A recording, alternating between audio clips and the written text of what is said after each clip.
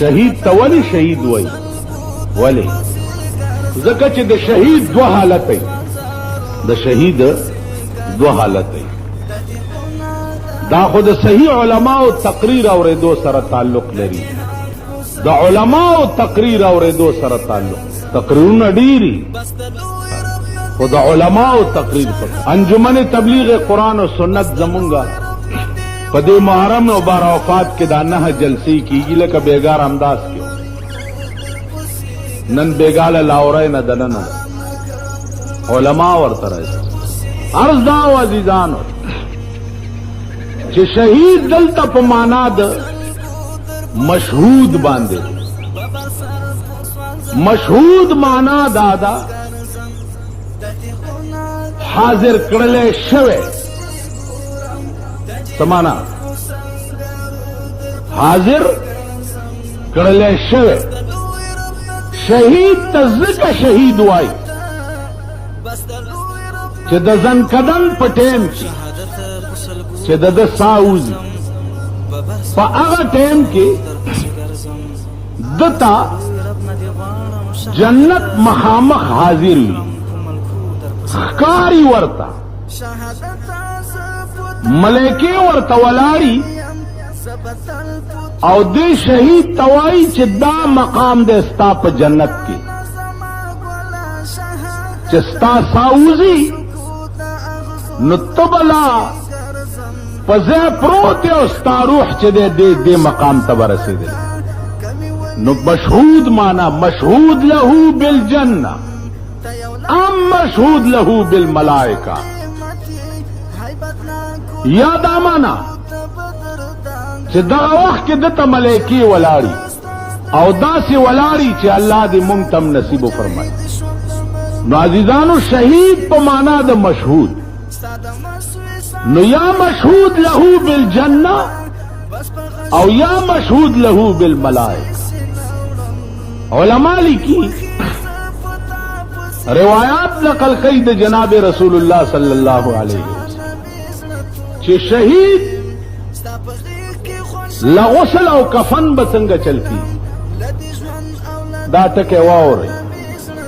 ډېر خلق په دې بلا گرفتار دي شهید نوي شهید نامه پې کی دي خپل جامو کې خخ شهیدی وې لمبای کفن ورواغوندي دا چونکه ډېر باریک وندې باسته او ار سړې په پویګم نه نو دا بیا یو صحیح عالم سره تعلق لري چې هغه وخت په خېدو سره به تاسو عالم نه تاسو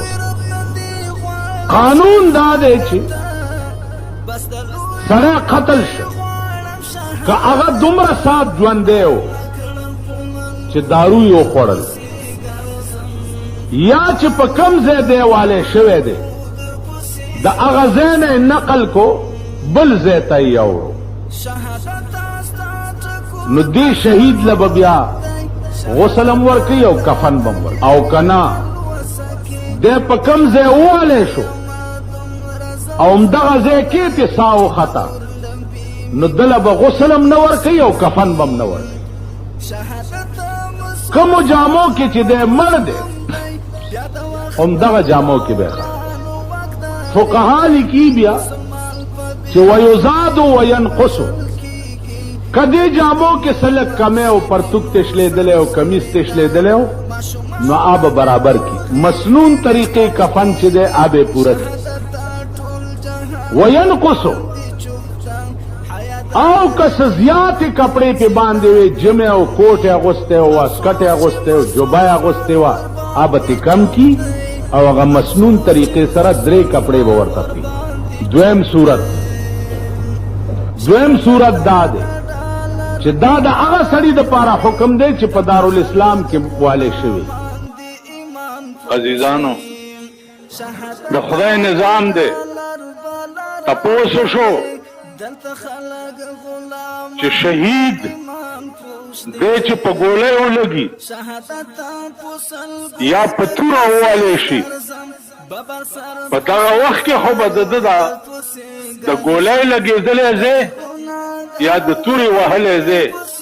ډېر درد کوي رسول الله صلی الله علیه وسلم فرمایل چې نه شهید چې په ګولیو لګي یا په توره ووالي یا په بم کې والوزي د ده دا زخم دومره دردم نه کوي لکه د ډېرې ازغۍ چې د سړي په بدن کې ده دومره دردم نه کوي او د ساه وتو سره د روح چې دی هغه بیا په جنت کې داخلي عزیزانو د شهید رتبه چې ده هغه په پیغمبرای پسې دویمه درجه نو نن که صحابه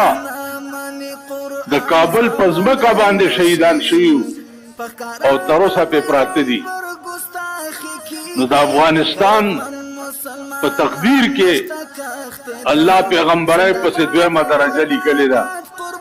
د هغې په تقدیر بیا د هغې د حوصلې ته ګوره چې په ایمان درته وایم چې په روپۍ کې ټیډي پیسه ټول افغانستان ګبراو نه ده بالکل